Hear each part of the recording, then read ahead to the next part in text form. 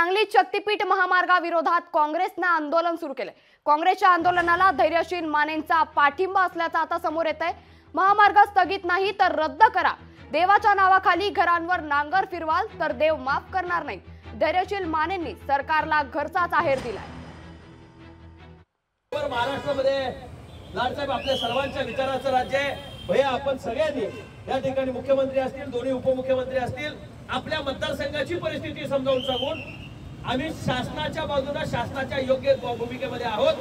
पण ज्यावेळी शेतकऱ्यांचा विषय येईल त्यावेळी आम्ही शेतकऱ्यांच्याच बाजूने आहोत आणि शेतकऱ्यांच्या प्रश्नाचा जो लढा या ठिकाणी आहे तो योग्य मार्गाने या ठिकाणी आपण सोडवण्यासाठी आम्ही सर्वजण राजकारण विरहित याच्यामध्ये या ठिकाणी पाठपुरावा करू आणि आपल्या या मागणीला न्याय मिळवून देण्यासाठी खऱ्या अर्थाने त्याचा मार्ग काढू।